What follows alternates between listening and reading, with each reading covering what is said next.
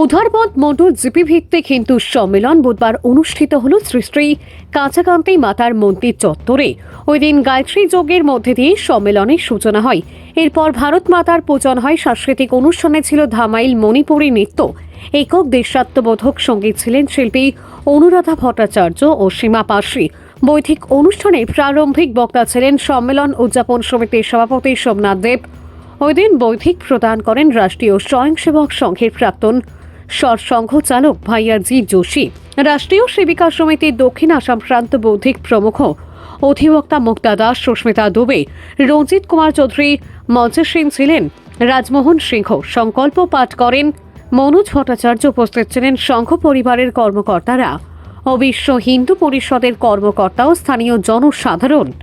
সাংবাদিক নিহার কান্তি রায়ের প্রতিবেদন, আসাম প্রাইম নেটওয়ার্ক।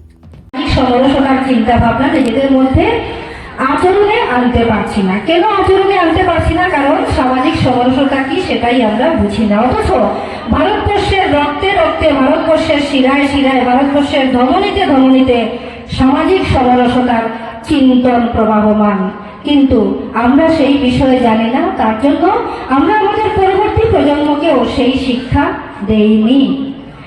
ভারতবর্ষের মোট জনসংখ্যার অর্ধেক মাতৃশক্তি, মহিলাদের সংখ্যা, আর তার জন্য মহিলাদের মাধ্যমে পঞ্চ পরিবর্তনকে সমাজে আচরণ করার আহ্বান জানানো হয়েছে।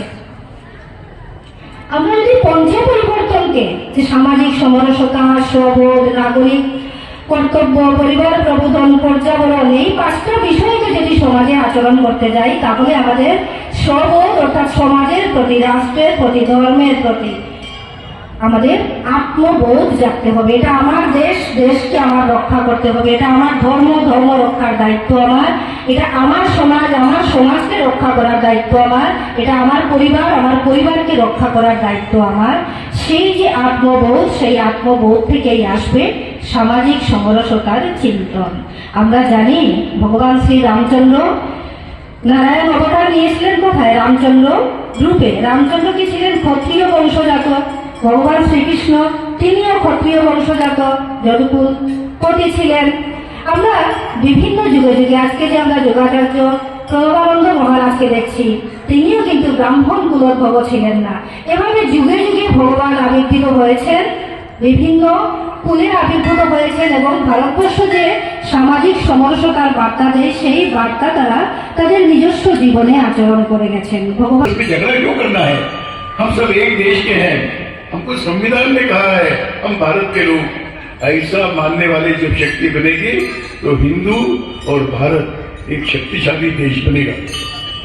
भारत शक्तिशाली, हिंदू शक्तिशाली क्यों बनना है? क्योंकि दुनिया में अच्छे विचार लेकर जाना है तो वो बताने वाला शक्तिशाली चाहिए। वो दुर्बल होगा, कोई उनका सुनने वाला नहीं।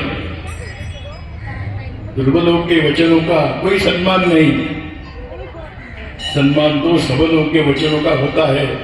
और अगर हमको विश्व के कल्याण का श्रेष्ठ कार्य करना है तो भारत का, भारतीय और यहाँ का हिंदू समाज शक्तिशाली बनना चाहिए। हम सारे विश्व को आश्वस्त करते हैं कि हिंदू शक्तिशाली बनेगा।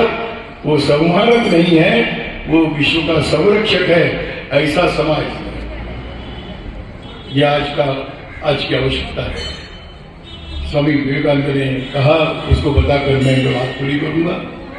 स्वामी विवेकानंद ने कहा, जब तक भारत में धर्म है तब तक दुनिया में धर्म है।